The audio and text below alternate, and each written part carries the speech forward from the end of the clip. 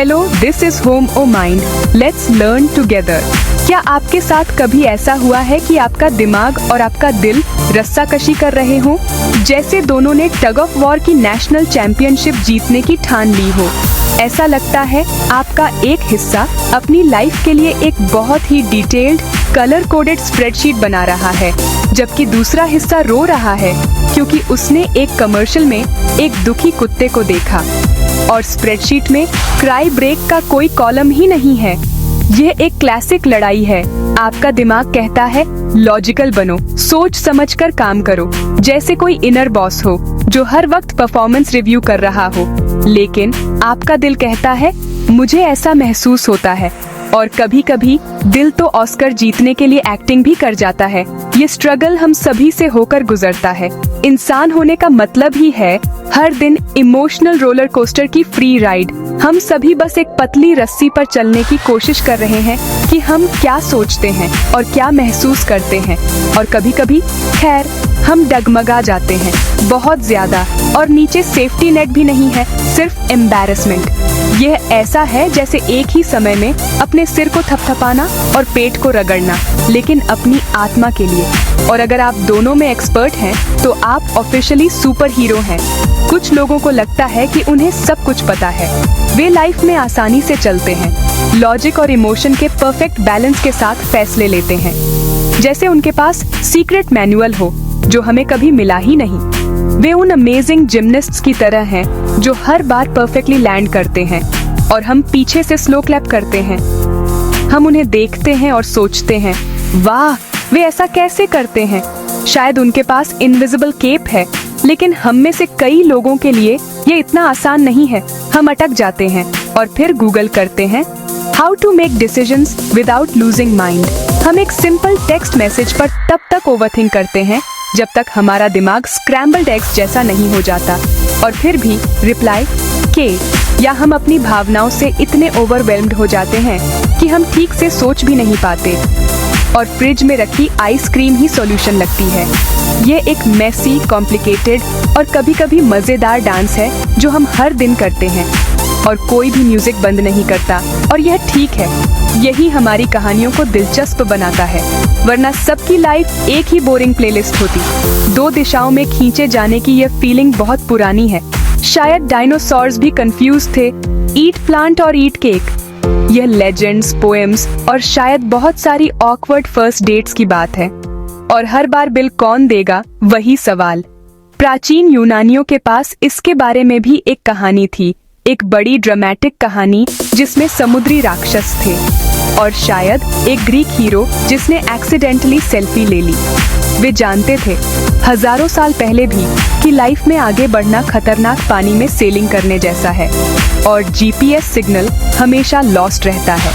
आपको एक तरफ बहुत करीब जाने से सावधान रहना होगा, वरना आप मुश्किल में पड़ जाएंगे। और फिर अनडू बटन भी नहीं है। यह सब बीच में वह स्वीट स्पॉट ढूंढने के बारे में है, तब भी जब लहरें ऊंची हों और राक्षस खैर भयानक हों। और कभी कभी राक्षस सिर्फ मंडे मॉर्निंग होते हैं। ये एक सफर है, मंजिल नहीं, और गूगल मैप्स भी कंफ्यूज्ड हो जाता है। तो आइए इसके बारे में बात करते हैं। आइए उन लोगों के एक खास ग्रुप के बारे में बात करते हैं जो इस वॉबल के मास्टर हैं और शायद सर्कस ज्वाइन कर सकते हैं। वे एक रॉक और एक हार्ड प्लेस के बीच फंसने के चैंपियंस हैं, या उनके मामले में एक थॉट और एक फीलिंग के बीच, और दोनों ही वाईफाई सिग्नल नहीं देते। हम उन्हें ग्राफाइट्स पर्सनैलिटी कहेंगे, जो पुराने होम्योपैथिक आइडियाज से इंस्पायर्ड है। और नहीं, ये पेंसिल ग्राफाइट नहीं है, पेंसिल वाले डिसअपॉइंटेड ना हो। ये वे लोग हैं जो बीच में उस ट्रिकी स्पेस में रहते हैं, जैसे व्हाट्सएप ग्रुप में एडमिन बनना कभी भी सेफ नहीं। उनकी कहानी स्ट्रगल की है, लेकिन यह इनक्रेडिबल ताकत, ह्यूमर और क्रिएटिविटी की भी है, और मीम्स बनाने की भी। और मुझे लगता है कि हम सभी उनकी जर्नी से कुछ सीख सकते हैं। कम से कम बैलेंस तो इम्प्रूव हो ही जाएगा। ये शायद हमारे अपने बैलेंसिंग एक्ट को थोड़ा कम वॉबली बना देगा, और अगर नहीं तो कम से कम हम गिरते वक्त स्टाइलिश तो लगेंगे। ठीक है, चलो बहुत पीछे चलते हैं। ये देखो, तुम प्राचीन ग्रीस में एक हीरो हो, अपनी शिप चला रहे हो, सूरज चमक रहा है, डॉल्फिन कूद रही है, सब कुछ बढ़िया है। लेकिन फिर तुम एक पतले रास्ते पर आते हो। एक तरफ सिल्ला है, एक डरावनी 6 सिर वाली राक्षस जो नाविकों को उनके जहाजों से पकड़ लेती है। दूसरी तरफ चारिबड़िस है, एक विशाल भंवर जो तुम्हारी पूरी नाव को एक ही झटके में निगल सकता है। तुम आसपास से नहीं जा सकते, तुम्हें बीच से होकर जाना है। यह एक चट्टान और एक मुश्किल जगह के बीच फंसे होने की सबसे बड़ी कहानी है। क्या तुम राक्षस को जोखिम में डालते हो या भंवर को? यह एक भयानक चुनाव है और ये हमारे अपने जीवन में आने वाले विकल्पों के लिए एक परफेक्ट मेटाफर है। अब इसे आज के दौर में लाते हैं। तुम्हारा दिमाग सिल्ला जैसा हो सकता है। इसके ये सभी सिर हैं, है ना? हर एक अलग चिंता है, एक अलग क्या होगा अगर मैं टेस्ट में फेल हो गया? क्या होगा अगर वे मुझे पसंद नहीं करते? क्या होगा अगर मैं स्टोव बंद करना भूल गया? तुम्हारे विचार तुम्हारी शांति और खुशी छीन सकते हैं, तुम्हें चिंता के भंवर में खींच सकते हैं। तुम हर चीज पर इतना सोचते हो कि पूरी तरह से पैरालाइज्ड हो जाते हो। तुम हर संभव बुरे परिणाम के बारे में चिंता करने में इतने व्यस्त हो कि तुम आगे नहीं बढ़ पाते। यह एक मानसिक राक्षस है और यह बहुत बहुत असली लगता है। बस उस सब सोचने के बारे में सोचना ही थका देने वाला है। दूसरी तरफ तुम्हारा दिल है जो चारिबड़िस जैसा हो सकता है। यह भावनाओं का एक गहरा शक्तिशाली भंवर है। जब तुम बहुत करीब जाते हो तो तुम पूरी तरह से उसमें समा सकते हो। उदासी, गुस्सा, यहाँ तक कि बहुत ज्यादा खुशी भी तुम्हें नीचे खींच सकती है, जिससे साफ सोचना नामुमकिन हो जाता है। तुम बस अपनी भावनाओं के बहाव में बह जाते हो। तुम्हें किनारा नहीं दिखता, तुम्हें आसमान नहीं दिखता, तुम बस भावनाओं में खो जाते हो। यह वो एहसास है जब तुम इतने परेशान होते हो कि एक वाक्य भी नहीं बना पाते, या इतने चिंतित होते हो कि पेट में महसूस होता है। तुम्हारी भावनाएं पूरी दुनिया बन जाती है और बाकी सब गायब हो जाता है। तो हम यहाँ हैं, उन प्राचीन नाविकों की तरह अपनी खुद की सिल्ला और चारिबड़िस के बीच के रास्ते को नेविगेट करने की कोशिश कर रहे हैं। हम ज्यादा सोचने के तीखे दांतों और ओवरवेलमिंग इमोशंस के शक्तिशाली खिंचाव के बीच एक सुरक्षित रास्ता खोजने की कोशिश कर रहे हैं। हम में से ज्यादातर लोग एक तरफ थोड़ा झुकते हैं। हम में से कुछ विचारक होते हैं, हमेशा अपने ख्यालों में जीते हैं। दूसरे भावुक होते हैं, हमेशा अपने दिल से चलते हैं। लेकिन कुछ लोग, जैसे हमारे ग्रेफाइट्स दोस्त, लगातार बीच से ही यात्रा करने की कोशिश कर रहे हैं। और जैसा कि तुम कल्पना कर सकते हो, वह एक बहुत बहुत मुश्किल जगह है। इसमें लगातार एडजस्टमेंट और बहुत सारी हिम्मत की जरूरत होती है। तो ये ग्रेफाइट्स लोग कौन हैं? ऐसे किसी इंसान की कल्पना करो जो हर चीज को दिल से महसूस करता है, लेकिन हर चीज के बारे में लगातार सोचता भी रहता है। वे उसी खतरनाक जल्द मरुमध्य के ठीक बीच में खड़े हैं जिसके बारे में हमने बात की थी। वे एक तरफ ओवर थिंकिंग के राक्षस की आवाज सुन सकते हैं और दूसरी तरफ इमोशनल बवंडर का खिंचाव महसूस कर सकते हैं। यह उन्हें झिझकने वाला, सतर्क और अक्सर बहुत अनिर्णायक बना देता है। ऐसा इसलिए नहीं है कि उन्हें परवाह नहीं है, ऐसा इसलिए है क्योंकि उन्हें सब कुछ सही करने की बहुत ज्यादा परवाह है और वे गलत कदम उठाने से डरते हैं।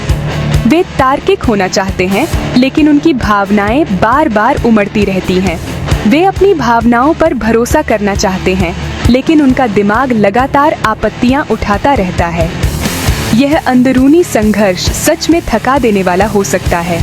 इसके बारे में सोचो, आपका दिमाग क्या होगा अगर कि मैराथन दौड़ रहा है जबकि आपका दिल इमोशनल कसरत कर रहा है। यह एक फुल बॉडी वर्कआउट है और यह पूरे दिन होता रहता है। इससे एक तरह की मानसिक और भावनात्मक थकान हो सकती है। ग्रेफाइट्स पर्सनैलिटी वाला इंसान थोड़ा धीमा या सुस्त लग सकता है, लेकिन ऐसा इसलिए नहीं है कि वे आलसी हैं। ऐसा इसलिए है क्योंकि वे अपने दिमाग और दिल दोनों से बहुत सारी जानकारी प्रोसेस कर रहे होते हैं। वे फोगी हेडेड होने या ध्यान केंद्रित करने में परेशानी होने की शिकायत कर सकते हैं। उनकी इंटरनल बैटरी दूसरों की तुलना में जल्दी खत्म हो जाती है क्योंकि वे एक साथ दो बड़े सिस्टम को पावर दे रहे होते हैं। यह लगातार आगे पीछे होना उनके मूड को भी प्रभावित करता है। वे एक पल खुशमिजाज और मजाकिया हो सकते हैं और फिर अचानक अगले ही पल उदास या चिंतित हो सकते हैं। ऐसा लगता है जैसे उनके अंदर का मौसम लगातार बदल रहा है। वे भविष्य के बारे में, अपनी सेहत के बारे में, अपने परिवार के बारे में बहुत चिंता कर सकते हैं। ये सिर्फ ऐसे ही विचार नहीं होते, ये गहरी परेशान करने वाली चिंताएं होती हैं जो बनी रहती हैं। उन्हें उदासी का एहसास हो सकता है, जैसे कोई काला बादल उनका पीछा कर रहा हो। लेकिन फिर कुछ ऐसा होगा जो उन्हें हंसा देगा और थोड़ी देर के लिए सूरज निकल आएगा। यह अप्रत्याशितता उनके लिए और उनके आसपास के लोगों के लिए भ्रमित करने वाली हो सकती है, क्योंकि वे दोनों तरफ से इस खिंचाव को महसूस करते हैं। ग्रेफाइट्स लोग अक्सर आत्मविश्वास से जूझते हैं। वे अपने फैसलों पर दोबारा विचार करते हैं। क्या मुझे वह कहना चाहिए था?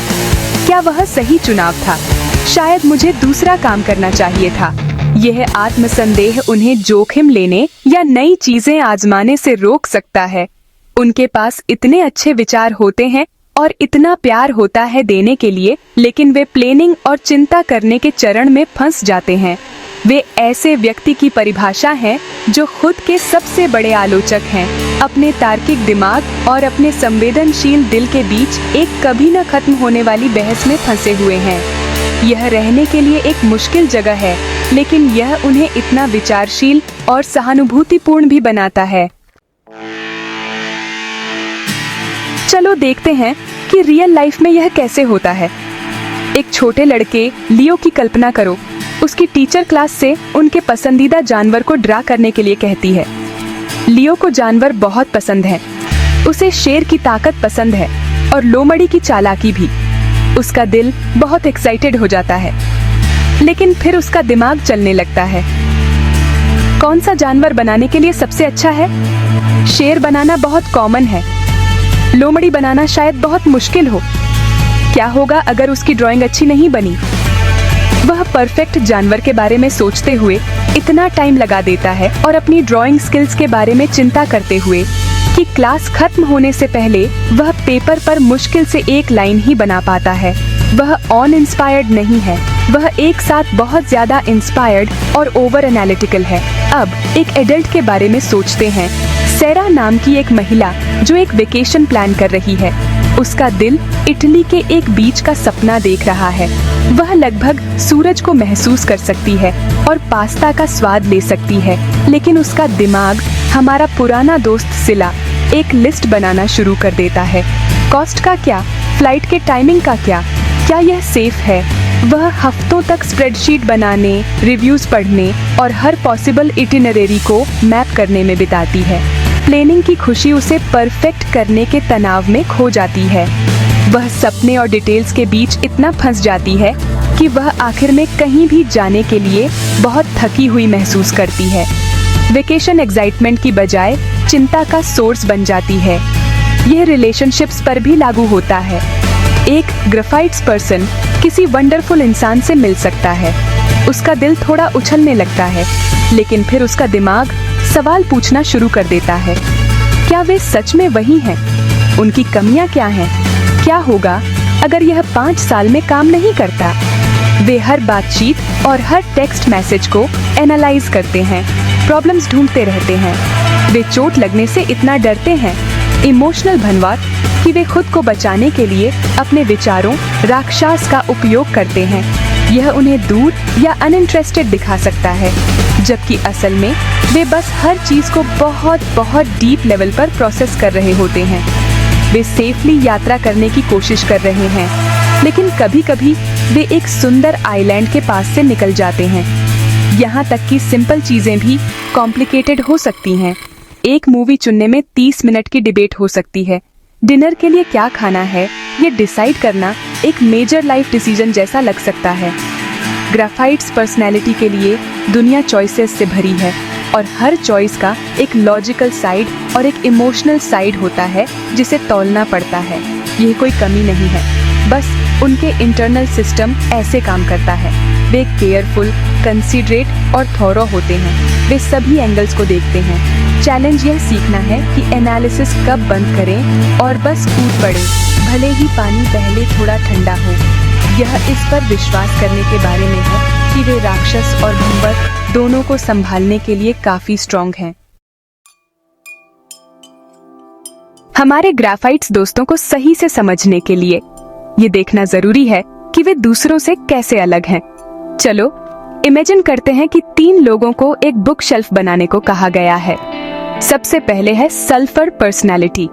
ये इंसान सिर्फ दिमाग से काम लेता है। ये बिग पिक्चर थिंकर्स होते हैं, फिलोसोफर्स होते हैं। ये शायद पूरी बुक शेल्फ के कॉन्सेप्ट को ही फिर से डिजाइन करना शुरू कर देंगे। हमें शेल्फ्स की जरूरत क्यों है? एंटी ग्रेविटी बुक होल्डर क्यों नहीं? ये ब्रिलियंट और आइडियाज से भरे होते हैं, लेकिन ये अपनी थियरीज में इतना खो सकते हैं कि वे कभी हैमर उठाते ही नहीं। ये पूरे सिला होते हैं, पूरा हेड, पूरा इंटेलेक्ट। इन्हें डिबेट करना और अपना पॉइंट प्रूव करना बहुत पसंद होता है, और कभी कभी ये थोड़े एरोगेंट लग सकते हैं क्योंकि इन्हें अपने आइडियाज पर बहुत भरोसा होता है। अब हमारे पास कैलकैरिया कार्बोनिका पर्सनालिटी है। यह इंसान रिलायबल, हार्डवर्किंग और ग्राउंडेड होता है, लेकिन ये जल्दी थक जाते हैं। वे लकड़ी के बड़े ढेर और कंफ्यूजिंग इंस्ट्रक्शंस को देखते हैं और तुरंत ओवरवेल्म्ड महसूस करते हैं। यह बहुत ज्यादा है, मुझे एक नेप चाहिए।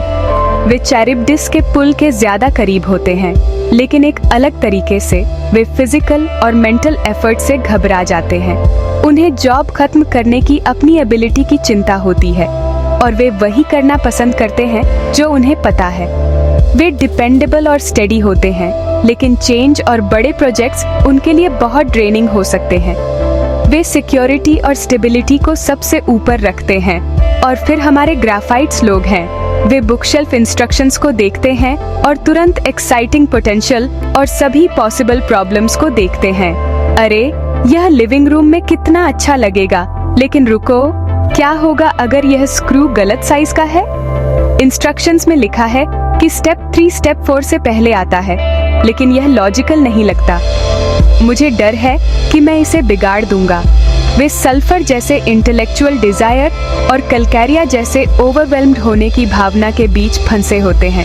वे शुरू करेंगे, रुकेंगे, इंस्ट्रक्शंस फिर से पढ़ेंगे, चिंता करेंगे और फिर शायद पूरी सिचुएशन पर एक जोक मारेंगे। तो आपको डिफरेंस समझ आया? सल्फर इंसान अपने दिमाग में रहता है। कैलकैरिया इंसान दुनिया की डिमांड से जल्दी थक जाता है, लेकिन ग्राफाइट्स इंसान अपने दिमाग और दिल के बीच कांस्टेंट डायलॉग में रहता है। उनमें सल्फर जैसी इंटेलेक्चुअल क्यूरियोसिटी है, लेकिन कैलकैरिया जैसी एंजाइटी और फटीग भी है। वे एक यूनिक ब्लेंड हैं, लॉजिक और इमोशन का एक फैसिनेटिंग मिक्स। इसलिए उनकी जर्नी इतनी कॉम्प्लेक्स है। वे सिर्फ एक लड़ाई नहीं लड़ रहे हैं, वे 2 मोर्चों पर लड़ रहे हैं। अपने भीतर के ब्रिलियंट थियोरिस्ट और वीरी वर्कर के बीच एक पीसफुल रेजोल्यूशन खोजने की कोशिश कर रहे हैं। तो आप क्या करते हैं जब आप एक 6 सिर वाले राक्षस और एक बड़े भंवर के बीच फंसे होते हैं? आप एक जोक सुनाते हैं। ऑफ कोर्स, ह्यूमर ग्राफाइट्स पर्सनालिटी की सीक्रेट सुपर पावर है। जब उनके विचारों और भावनाओं के बीच टेंशन बहुत ज्यादा हो जाती है, तो एक अच्छी हंसी एक रिलीज वाल्व की तरह होती है। ये कुछ प्रेशर को बाहर निकालता है। वे अक्सर इनक्रेडिबली फनी लोग होते हैं, जिनमें एक शार्प, विटी और कभी-कभी self deprecating sense of humour होता है। वे अपनी ज्यादा सोचने की आदत में एब्सर्डिटी देख सकते हैं, और उन्हें इसे बताने से डर नहीं लगता। यह उनका तरीका है कहने का, हाँ, यह स्ट्रेसफुल है, लेकिन ये थोड़ा रिडिकुलस भी है ना? सोचो जरा, जब आप चिंता के चक्र में फंसे होते हैं, तो हर चीज बहुत गंभीर और जरूरी लगती है।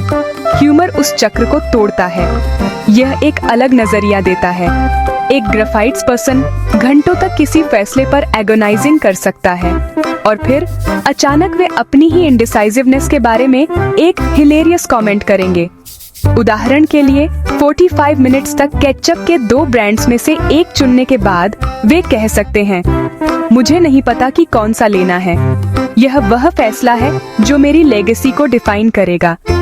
यह स्ट्रगल को स्वीकार करने का एक तरीका है, बिना उसे जीतने दिए। यह खुद को और दुनिया को एक छोटी सी आंख मारना है। यह ह्यूमर उन्हें साथ रहने के लिए भी वंडरफुल बनाता है। वे लोगों से आसानी से जुड़ सकते हैं क्योंकि वे एक फनी तरीके से वल्नरेबल होने से डरते नहीं हैं। वे एक स्ट्रेसफुल सिचुएशन को लाइट हार्टेड बना सकते हैं। इमेजिन कीजिए, एक मैसिव ट्रैफिक जैम में फंसे हुए हैं जहां बाकी सब एंग्री और फ्रस्ट्रेटेड हो रहे हैं। ग्रेफाइट्स पर्सन शायद दूसरी गाड़ियों में बैठे लोगों के लिए फनी बैक स्टोरीज बनाना शुरू कर देगा। फ्रस्ट्रेटिंग मोमेंट्स में ह्यूमर ढूंढने की उनकी एबिलिटी एक गिफ्ट है। यह उन्हें कोप करने में मदद करता है और यह उनके आसपास के सभी लोगों को भी थोड़ा बेहतर महसूस कराता है। यह एक पुल है जो उनकी इनर वर्ल्ड को आउटर वर्ल्ड से जोड़ता है। हंसी उनकी रेजिलियंस का भी एक साइन है। ये दिखाता है कि भले ही वे स्ट्रगल करते हैं, भले ही उन्हें अलग थलग महसूस होता है, उन्होंने हार नहीं मानी है। वे अभी भी लड़ रहे हैं और वे अपने सबसे अच्छे टूल्स में से एक का उपयोग कर रहे हैं। यह एंजाइटी और ग्लूम से कंट्रोल वापस लेने का एक तरीका है। मॉन्स्टर और व्हर्लपूल पर हंसकर वे उन्हें एक मैनेजेबल साइज तक छोटा कर देते हैं। ह्यूमर अंडरलाइंग प्रॉब्लम को हल नहीं करता, लेकिन यह जर्नी को कहीं ज्यादा इंजॉयबल बनाता है। ये वह सनशाइन है जो बादलों से होकर आता है, उन्हें याद दिलाता है कि स्ट्रेट के बीच में भी जॉय और लाइटनेस के मोमेंट्स हो सकते हैं। अब ये थोड़ा मुश्किल है। जहां ह्यूमर एक शानदार कोपिंग मैकेनिज्म है, वहीं कभी-कभी ये एक मास्क भी हो सकता है। ये एक ऐसी ढाल हो सकती है जिसका इस्तेमाल एक ग्रेफाइट्स व्यक्ति अपनी सच्ची स्ट्रगल को छिपाने के लिए करता है। वे पार्टी की जान हो सकते हैं, सबको हंसा सकते हैं, लेकिन अंदर से उन्हें खोया हुआ, दुखी या एंग्शियस महसूस हो सकता है। हंसी लोगों को दूर रखने का एक तरीका बन जाती है ताकि वे अंदर की उथल-पुथल को न देख सकें। ये कहने से ज्यादा आसान है कि मैं अभी बहुत ओवरवेल्म्ड महसूस कर रहा हूँ और मुझे नहीं पता कि क्या करूँ। ये वल्नरेबिलिटी के खिलाफ एक डिफेंस है। एक कॉमेडियन के बारे में सोचें जो स्टेज पर ब्रिलियंट है लेकिन अपनी प्राइवेट लाइफ में बहुत दुखी है। ये ह्यूमर को मास्क के रूप में इस्तेमाल करने का एक क्लासिक एग्जाम्पल है। ग्रेफाइट्स व्यक्ति को लग सकता है कि उनकी चिंताएं दूसरों के लिए बोझ हैं। वे किसी को निराश नहीं करना चाहते, इसलिए वे एक खुश, मजेदार चेहरा बनाते हैं। वे फनी दोस्त बन जाते हैं जिस पर हर कोई हंसी के लिए निर्भर करता है। लेकिन जब फनी दोस्त को मदद की जरूरत होती है तो वो किसके पास जाते हैं? ये एक असली खतरा है। अगर ह्यूमर ही उनका एकमात्र कोपिंग मैकेनिज्म है तो वे उन डीपर इश्यूज को कभी हल नहीं कर पाएंगे जो पहले स्थान पर तनाव पैदा कर रहे हैं। एक ग्रेफाइट्स व्यक्ति के आसपास के लोगों को शायद पता भी न चले कि कोई समस्या है। उन्हें बस एक विटी, चार्मिंग और फन व्यक्ति दिखाई देता है। वे हंसी सुनते हैं लेकिन वे उसके पीछे के आंसू नहीं देखते। दोस्तों और परिवार के लिए थोड़ा करीब से देखना जरूरी है। क्या ह्यूमर हमेशा चालू रहता है? क्या यह सीरियस कॉन्वर्सेशन से बचने का एक तरीका लगता है? कभी कभी एक ग्रेफाइट्स व्यक्ति के लिए सबसे महत्वपूर्ण काम आप ये कर सकते हैं कि उन्हें एक सेफ स्पेस दें जहां उन्हें फनी होने की जरूरत न हो। एक ऐसी जगह जहां वे बस थके हुए या दुखी या कंफ्यूज्ड हो सकते हैं बिना ये महसूस किए कि वे किसी को निराश कर रहे हैं। आखिर में लक्ष्य ह्यूमर को एक टूल के रूप में इस्तेमाल करना है, न कि छिपने की जगह के रूप में। एक हेल्थी अप्रोच यह है कि आप अपनी स्ट्रगल्स पर हंस सकें, लेकिन जरूरत पड़ने पर उनके बारे में गंभीरता से बात भी कर सकें। ये बैलेंस के बारे में है। फिर से वही शब्द, एक मुश्किल दिन से निकलने के लिए हंसी का इस्तेमाल करना ठीक है, लेकिन अपने आप से और जिन लोगों पर आप भरोसा करते हैं उनके साथ क्वाइट ऑनेस्टी के पल बिताना भी बहुत जरूरी है। ह्यूमर का मास्क हर समय पहनना भारी हो सकता है। इसे उतारना सीखना, भले ही थोड़ी देर के लिए ही सही, दिमाग और दिल के बीच सच्ची शांति पाने की दिशा में एक महत्वपूर्ण कदम है। तो अगर ह्यूमर एक टूल है तो दूसरा क्या है? कई ग्रेफाइट्स लोगों के लिए बैलेंस का रास्ता क्रिएटिविटी से भरा है। आर्ट, अपने सभी रूपों में अंदर चल रही हर चीज को एक्सप्रेस करने का एक तरीका बन जाता है। ये मॉन्स्टर और व्हर्लपूल को लड़ने के बजाय बातचीत करने का एक तरीका है। जब आप पेंटिंग कर रहे होते हैं, गाना लिख रहे होते हैं या मिट्टी के साथ काम कर रहे होते हैं, तो आपको अपने थॉट्स और फीलिंग्स के बीच चुनाव नहीं करना पड़ता। आप दोनों का इस्तेमाल कर सकते हैं। आप आर्ट को स्ट्रक्चर करने के लिए अपने दिमाग के लॉजिक का और उसे लाइफ देने के लिए अपने दिल के पैशन का इस्तेमाल कर सकते हैं। यह एक ग्रेफाइट सोल के लिए परफेक्ट प्लेग्राउंड है। एक सॉन्ग राइटर के बारे में सोचो। वे एक क्लेवर राइम स्कीम और एक कैची मेलोडी बनाने के लिए अपने एनालिटिकल माइंड का इस्तेमाल कर सकते हैं। यह स्केला साइड का काम है, लेकिन लिरिक्स खुद प्यार, नुकसान या कंफ्यूजन की गहरी फीलिंग के बारे में हो सकते हैं। यह चेरीबडिस साइड है। गाने में ये दोनों फोर्सेस एक साथ मिलकर कुछ ब्यूटीफुल और मीनिंगफुल बनाते हैं। गाने को समस्या हल करने की जरूरत नहीं है, उसे एक्सप्रेस करना है। ग्रेफाइट्स व्यक्ति के लिए क्रिएटिविटी का यह काम बहुत ही हीलिंग हो सकता है। यह उन सभी उलझे हुए विचारों और भावनाओं को अपने सिस्टम से बाहर निकालने और उन्हें कुछ ठोस चीज में बदलने का एक तरीका है। इसका मतलब ये नहीं है कि आपको एक प्रोफेशनल आर्टिस्ट होना है। ये एक जर्नल रखने जितना सिंपल हो सकता है। अपने विचारों और भावनाओं को बिना किसी जजमेंट के लिखना उन्हें प्रोसेस करने का एक पावरफुल तरीका है। आप अपने वरीज को पेज पर देख सकते हैं और महसूस कर सकते हैं कि वे इतने डरावने नहीं हैं। आप अपनी भावनाओं को बिना उनके बहकावे में आए एक्सप्लोर कर सकते हैं। गार्डनिंग, कुकिंग, डांसिंग या यहाँ तक कि एक कमरा अनऑर्गेनाइज करना जैसे अन्य क्रिएटिव आउटलेट्स भी बहुत थेराप्यूटिक हो सकते हैं। इन एक्टिविटीज के लिए प्लानिंग, दिमाग और एक निश्चित फीलिंग या इंट्यूशन, दिल दोनों की जरूरत होती है। वे आपको दोनों साइड्स को एक साथ प्रोडक्टिव तरीके से लाने का अभ्यास करने में मदद करते हैं। क्रिएटिविटी ग्रेफाइट्स पर्सनैलिटी को सिखाती है कि मेसी होना ठीक है। आर्ट शायद ही कभी पहली कोशिश में परफेक्ट होता है। आपको एक्सपेरिमेंट करना होता है, गलतियां करनी होती हैं और फिर से कोशिश करनी होती है। यह किसी ऐसे व्यक्ति के लिए एक वंडरफुल लेसन है जो अक्सर गलत होने के डर से पैरालाइज्ड हो जाता है। आर्ट के माध्यम से वे इम्परफेक्शन को एक्सेप्ट करना और केवल फाइनल प्रोडक्ट में ही नहीं बल्कि प्रोसेस में भी ब्यूटी देखना सीख सकते हैं। यह उन्हें अपनी लाइफ के दूसरे एरियाज में छोटे रिस्क लेने का कॉन्फिडेंस बनाने में मदद करता है। यह खुद को उन खतरनाक रास्तों को थोड़ी आसानी और बहुत कम डर के साथ नेविगेट करने के लिए ट्रेन करने का एक जेंटल तरीका है। तो यहाँ हम अपनी जर्नी के एंड पर हैं। हमने मन और दिल के बीच के खतरनाक पानी से सेलिंग की है। हम कॉशियस, थॉटफुल और फनी ग्रेफाइट्स पर्सनालिटी से मिले हैं। हमने देखा है कि वे कैसे अपना बैलेंस खोजने के लिए संघर्ष करते हैं, लेकिन यह भी कि वे अपने रास्ते को रोशन करने के लिए ह्यूमर और क्रिएटिविटी का उपयोग कैसे करते हैं। उनकी कहानी हमें याद दिलाती है कि यह बैलेंसिंग एक्ट इंसान होने का एक फंडामेंटल पार्ट है। हम में से किसी ने भी सब कुछ नहीं समझा है और यह बिल्कुल ठीक है। लाइफ एक परफेक्ट स्टेबल शिप होने के बारे में नहीं है। यह लहरों को नेविगेट करना सीखने के बारे में है और शायद राइड को एंजॉय भी करना। अगर आप ग्रेफाइट्स की कहानी में खुद का एक अंश देखते हैं, अगर आप एक ओवरथिंकर हैं, बड़े दिल वाले, अगर आप इंडिसाइजिव हैं, अगर आप कोप करने के लिए ह्यूमर का इस्तेमाल करते हैं, तो इसे गले लगाओ। यह कोई कमजोरी नहीं है। यह इस बात का संकेत है कि आप थॉटफुल, सेंसिटिव और दुनिया के साथ गहराई से जुड़े हुए हैं। किसी इश्यू के दोनों पहलुओं को देखने की आपकी एबिलिटी एक स्ट्रेंथ है। आपकी एम्पैथी एक गिफ्ट है। आपका ह्यूमर एक सुपर पावर है। चैलेंज किसी एक साइड से छुटकारा पाना नहीं है, बल्कि उन्हें एक साथ काम करने में हेल्प करना है। अपने शिप के कैप्टन बनने के लिए अपने लॉजिकल फर्स्ट मेट और अपने पैशनेट नेविगेटर दोनों की सलाह सुनना।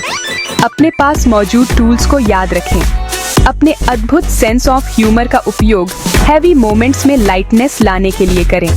अपने अंदर की बातों को एक्सप्रेस करने के लिए अपनी क्रिएटिविटी का उपयोग करें। ऐसे लोगों को ढूंढें जिन पर आप भरोसा करते हैं, जो आपको अपना फनी मास्क उतारने और बस आप बनने देंगे। अपने साथ धैर्य रखें। बैलेंस खोजना एक लाइफ लॉन्ग प्रैक्टिस है, न कि एक वन टाइम फिक्स। ऐसे दिन भी आएंगे जब आपको लगेगा कि आप टूट रहे हैं, और ऐसे दिन भी आएंगे जब आप आसानी से सेलिंग करेंगे। दोनों जर्नी का हिस्सा है। गोल बस यही है कि खुद के लिए काइंडनेस और कंपैशन के साथ सेलिंग करते रहें। एंड में लाइफ को नेविगेट करना अपने खूबसूरत वॉबली सेल्फ को गले लगाने के बारे में है। चाहे आप सल्फर की तरह एक थिंकर हों, कैलकेरिया की तरह आसानी से थकने वाले हों, या ग्राफाइट्स की तरह एक फैसिनेटिंग मिक्स हो, आपका यूनिक तरीका वैल्यूएबल है। दुनिया को आपके आइडियाज, आपकी फीलिंग्स, आपकी हंसी और आपकी आर्ट की जरूरत है। तो मॉन्स्टर या व्हर्लपूल से डरो मत, वे आपकी एक पार्ट हैं और उन दोनों के पास कहने के लिए कुछ इम्पोर्टेंट है। उन्हें सुनो, उनके साथ हंसो और फिर अपने जहाज को बीच से सीधे चलाओ, अपने ब्राइट और वंडरफुल हॉरिजन की ओर। You got this.